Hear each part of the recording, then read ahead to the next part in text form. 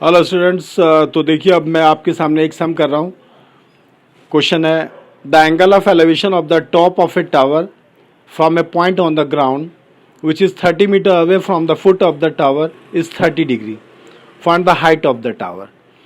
तो आपने angle of elevation और एंगल ऑफ डिप्रेशन का जरूर ध्यान रखना है। इससे ही आपको पता लगता है, इससे आपकी फिगर सही ड्रॉ होगी। ओनली देन आप उसको सही तरीके से कर सकते हैं। तो इसलिए आपने इस सम को पढ़ते time angle of elevation, angle of depression, इन बातों का भी ध्यान रखना है।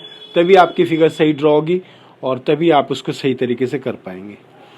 तो angle of elevation of the top of a tower from a point on the ground. आप सपोज करिए मैंने एक टावर लिया,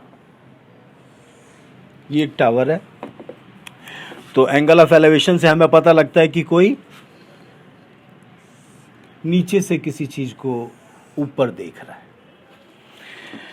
तो angle of elevation of the top of a tower from the point on the ground, ground पर ये point है और यहाँ से टावर के टॉप को देख रहा है। एंगल ऑफ एलिवेशन से पता लग रहा है कि वो ऊपर ऑब्जेक्ट और which is 30 metre away from the foot of the tower. इस पॉइंट के बारे में कहता है कि ये टावर है और ये टावर का फुट हो गया। टावर के फुट से 30 मीटर अवे है ये पॉइंट, जहाँ से वो इसके टावर के टॉप को देख रहे हैं।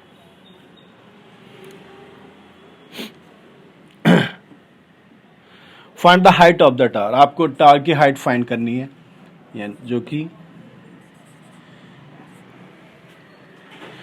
और एंगल है 30 डिग्री का। ये एंगल जो है ये 30 डिग्री का, इस तरीके से। तो find the height of the tower. आपको टावर की हाइट फाइंड करनी है। सबसे पहले आपने सम को पढ़ा और ये इसकी फिगर ड्रॉ की। अब इस टावर की हाइट फाइंड करने के लिए सबसे पहले मैंने आपको ये बताया था कि आपको पहले ये देखना है कि गिवन क्या है और फाइंड क्या करना है। तो आप देख रहे हैं यहाँ पे गिवन है आपका बेस 30 मीटर और आपको फाइंड करने की ज़रूरत है हाइट ऑफ टावर, जो कि AB है, और या फिर आप परपेंडिकुलर है या अल्टीट्यूड भी कह सकते हैं। तो परपेंडिकुलर और बेस से क्या रेशियो बनता है, पहले आपने ये देखना है। इन ट्राइंगल ABC आप देख रहे हैं perpendicular, that is AB upon में बेस 30। परपेंडिकुलर अपॉन बेस का क्या रेशियो होता है, 10 होता है। और 10 यहाँ पर जो एंगल है वो 30 डिग्री का है, तो 10 30 हमने इस तरीके से वैल्यू ले ली। उसके बाद AB अपॉन 30, 10 30 की वैल्यू आपने पुट की 1/√3। उसके बाद आप AB क्रॉस मल्टीप्लाई करते हैं तो 30 की 1 से मल्टीप्लाई तो 30 अपॉन में √3। और मैं आपको पहले बता चुका हूँ कि अपॉन में डिनोमिनेटर में आपका स्क्वायर रूट नहीं होना चाहिए। अगर स्क्वायर रूट है तो आप रेशनलाइज करते हैं। उसको रेशनलाइज करने के लिए आप √3 से ही जो भी रूट में वैल्यू होती है उससे ऊपर नीचे मल्टीप्लाई कर लेते हैं। तो मल्टीप्लाई आमने सामने, तो 30√3 ये आ जाएगा आपका 30√3 अपॉन में √3 इंटू 3 यानी 3, और 3 से आप इसको काटेंगे तो 10√3 मीटर। ये आपका टावर की हाइट आ गई। That's all. तो इस तरीके से आसानी से किया जा सकता है। बस आपको इस बात का ध्यान रखना है कि फिगर सही ड्रॉ, और उसके लिए वही आपने क्वेश्चन को ध्यान से पढ़ना है। अब सपोज करिए कि मैं एक क्वेश्चन और करता हूं। अब की बार मैंने क्वेश्चन लिया,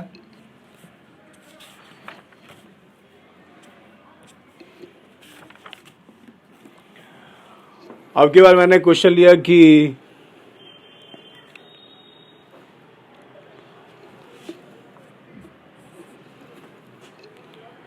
a TV tower stands vertically on a bank of a canal.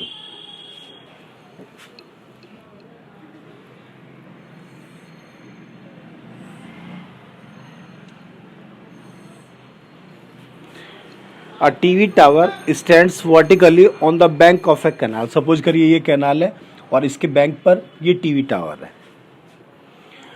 From a point between them, from a point on the other bank directly opposite to the river, the angle of elevation of the top of the tower is 60 degree. देख रहे हैं आप, ये canal है और कह रहे हैं कि इसके बैंक पर एक टावर है जो कि वर्टिकली है, और from a point on the other bank, ये दूसरा अदर बैंक ये हो गया भाई, एक बैंक पर तो ये वर्टिकली ये टावर खड़ा है, और दूसरा बैंक जो है वो ये हो गया। कह रहा है कि इस पॉइंट से जब वो ऑपोजिट टू द टावर है, the angle of elevation of the top of the tower, फिर इस पॉइंट से जब ये टावर के टॉप को देखता है तो एंगल इसका 60 डिग्री का फॉर्म हो रहा है। From another point 20 metre away from this point on the line joining this point to the foot of the tower. अब एक इसी लाइन से जब वो 20 मीटर अवे जाता है, ये मान लीजिए कि वो 20 मीटर अवे गया, the angle of elevation of the top of the tower is 30 degree, तो एंगल ऑफ एलिवेशन जो है वो 30 डिग्री हो जाता है। अब ये एंगल ऑफ एलिवेशन 30 डिग्री का हो गया। Find the height of the tower and the width of the canal, आपको टावर की हाइट फाइंड करनी है यानी कि ये, और width of the canal means ये फाइंड करने की जरूरत है। अब आपने क्या काम किया, इस ट्रायंगल को एक नेम दे दिया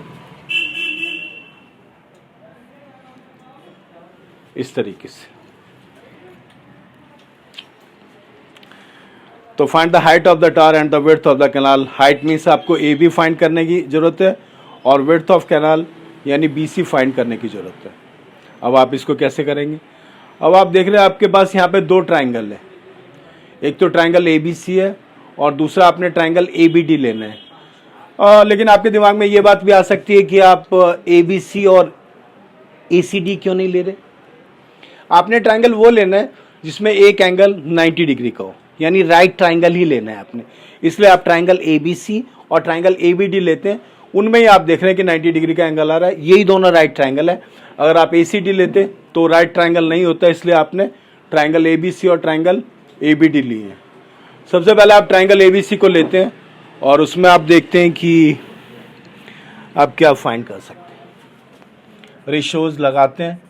इन triangle A B C perpendicular that is A B upon में B C, perpendicular upon base 10, और 10 यहाँ पर आप देख रहे हैं कि एंगल जो है वो 60 डिग्री है, तो 10 60।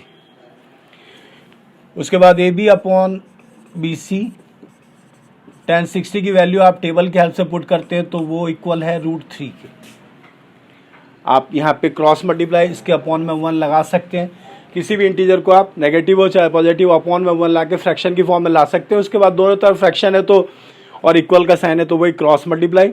ए बी के 1 से आपने मल्टीप्लाई की तो ए बी, और बी सी की √3 से मल्टीप्लाई की तो बी सी √3, इक्वेशन फर्स्ट। अब आप दूसरे ट्राइंगल पर आते हैं यानी कि ट्राइंगल ए बी डी पे। In triangle A B D, triangle A B D में आप देख रहे हैं कि आपके पास परपेंडिकुलर और base, triangle A B D का बेस जो है वो B C plus C D है। देखिए आप ट्राइंगल ए बी डी अगर आप लेते हैं तो ये परपेंडिकुलर तो सेम है दोनों में, लेकिन इसका जो बेस है वो B C plus C D है। तो आपने लिया परपेंडिकुलर ए बी अपॉन में B C plus C D, perpendicular upon base, और एंगल आप देख रहे हैं इसमें 30 डिग्री है तो 10 30, ये लिया आपने। उसके बाद ए बी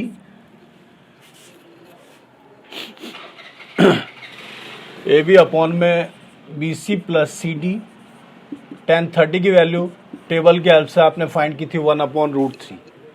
उसके बाद आप क्रॉस मल्टीप्लाई करते हैं तो ए बी की √3 से मल्टीप्लाई की तो ए बी √3, और इधर 1 से मल्टीप्लाई किया आपने तो B C plus C D, इस तरीके से।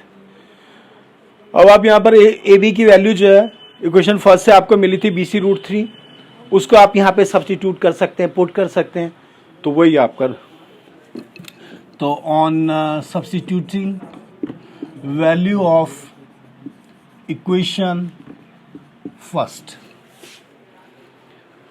on substituting value of equation first, √3 की √3 से मल्टीप्लाई की तो रूट कैंसिल हो गया, 3BC आ गया। BC को आप इधर लेके आए -BC और CD की वैल्यू आपने पुट कर दी, वो 20 है। तो अब आपका आ जाता है 3BC - BC means 2BC is equals to 20 और BC की वैल्यू फाइंड करना चाहते हैं आप तो 20/2 यानी ये आ गया आपका 10। तो इस तरीके से आपने कैनाल की विड्थ निकाल दी। BC तो कैनाल था तो आपने कैनाल की विड्थ फाइंड कर दी।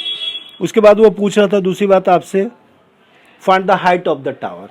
हाइट ऑफ टावर क्या है? AB। AB की वैल्यू आप इसमें पुट करके निकाल सकते हैं। AB की वैल्यू आपकी आई थी, AB की वैल्यू थी आपकी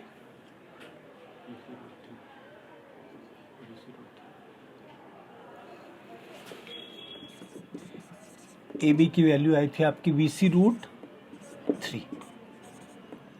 इसमें आप यहाँ पे BC की वैल्यू पुट कर सकते हैं 10√3 मीटर। इस तरीके से आपने टावर की हाइट भी बता दी, AB 10√3 मीटर और BC 10 मीटर। That's all.